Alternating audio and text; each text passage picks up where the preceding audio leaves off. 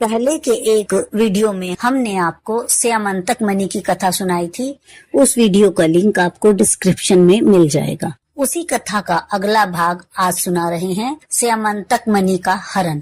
तो आइए सुनते हैं। श्री कृष्ण को इस बात का पता था कि लाक्षागृह की आग से पांडवों का बाल विवाह का नहीं हुआ है, तथापि परंपरा अनुसार व्यवहार करने के लिए वे बलराम के साथ हस्तिनापुर गए। श्री कृष्ण के हस्तिनापुर चले जाने से द्वारका में अक्रूर और कृतवर्मा को अवसर मिल गया। उन लोगों ने शतधन्वा से आकर कहा, तुम सत्राजित से मणि क्यों नहीं छीन लेते? इस प्रकार उसको भड़का दिया। शतधन्वा पापी था और अब तो उसकी मृत्यु भी उसके सिर पर नाच रही थी। अक्रूर और कृतवर्मा के इस प्रकार बहकाने पर शतधन्वा उनकी बातों में आ गया और उस महादुष्ट ने लोभवंश सोए हुए सत्राजित को मार डाला। वह सत्राजित को मारकर और मणि लेकर वहां से चंपत हो गया। सत्यभामा जी को यह देखकर कि मेरे पिता मार डाले गए हैं, बड़ा शोक हुआ और वह पुकार पुकार कर विलाप करने लगी। इसके बाद उन्होंने अपने पिता के शव को तेल के कड़ाहे में रखवा दिया और आप हस्तिनापुर को गई। उन्होंने वहाँ बड़े दुख से श्री कृष्ण को अपने पिता की हत्या का वृतांत सुनाया। इसके बाद भगवान श्री कृष्ण सत्यभामा जी और बलराम जी के साथ हस्तिनापुर से द्वारिका लौट आए और शतधन्वा से मणि छीनने का उद्योग करने लगे। जब शतधन्वा को यह मालूम हुआ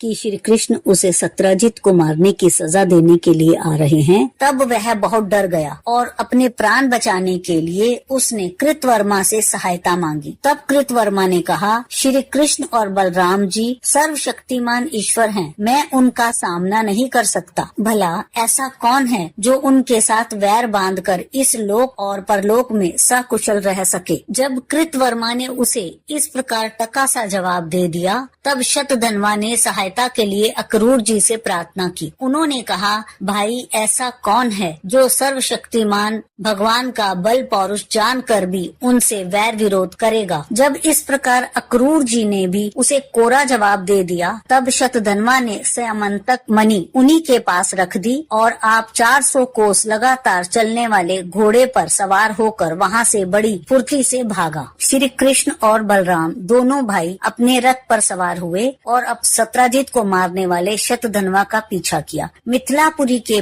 निकट एक उपवन में शतधन्वा का घोड़ा गिर पड़ा। अब वह उसे छोड़कर पैदल ही भागा। वह अत्यंत भयभीत हो गया था। श्री कृष्ण जी ने भी क्रोध करके उसका पीछा किया। शतधन्वा पैदल ही भाग रहा था, इसलिए भगवान ने भी पैदल ही दौड़कर अपने तीक्ष्ण धार वाले चक्र से उसका शीश उतार लिया और उसके वस्त्रों में स्यमंतक मणि को ढूंढा।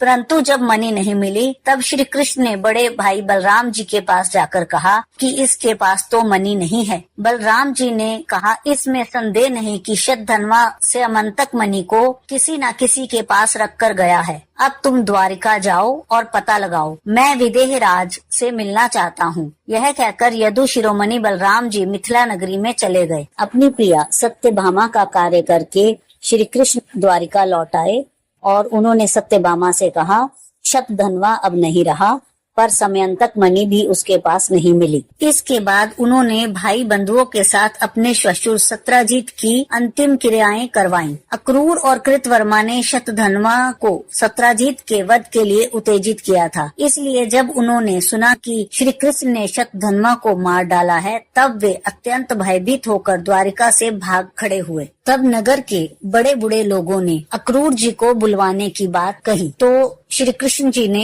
अक्रूर जी को ढूंढवाया और उन्हें नगर में वापस आने के लिए कहा। जब अक्रूर जी आ गए, तब उन्होंने कहा, चाचा जी, आप दान धर्म के पालक हैं। हमें यह बात पहले से मालूम है कि शतधन्वा आपके पास वह मणि छोड़ गया है, जो बड़ी ही प्रकाशमान और धन देने वाली है। आप जानते ही हैं कि सत्राजित के कोई पुत्र नहीं है, इसलिए उनकी लड़की के लड़के यानी उनके नाती ही उन्हें तिलांजलि और पिंडदान करेंगे। करेंगे उनका ऋण चुकाएंगे और जो कुछ बच रहेगा उसके उत्तराधिकारी होंगे। इस प्रकार शास्त्रीय दृष्टि से स्यमंतक मणि उनके नाती यानी हमारे पुत्रों को मिलनी चाहिए, तथापि वह मणि आपके पास रहे क्योंकि आप बड़े व्रतनिष्ठ और पवित्र आत्मा हैं तथा दूसरों के लिए उस मणि को रखना अत्यंत कठिन भी है। परंतु हमारे सामने एक बहुत बड़ी कठिनाई यह आ गई है कि हमारे बड़े भाई बलराम जी मणि के संबंध में मेरी बात का पूरा विश्वास नहीं करते। इसलिए अक्रूर जी आप वह मणि दिखाकर हमारे इष्ट मित्र बलराम जी, सत्यभामा और जामवंती का संदेह दूर कर दीजिए और उनके हृदय में शांति का संचार कीजिए। जब श्री कृष्ण जी ने इस प्रकार अक्रूर जी को सांत्वना दी और समझाया बुझाया तो अक्रूर जी ने वस्त्र में लिपटी हुई सूर्य के समान प्रकाशमान वह मणि निकाली और श्री कृष्ण जी को दी। श्री कृष्ण जी ने वह स्यमंतक मणि अपने जाति भाइयों को दिखाकर अपना कलंक दूर किया और उसे अपने पास रखने में समर्थ होने पर भी पुनः अक्रूर जी को लौटा दिया। सर्वशक्तिमान सर्वव्यापक भगवान श्री कृष्ण के पराक्रम से परिपूर्ण यह आख्यान समस्त पापों, अपराधों और कलंकों का मार्जन करने वाला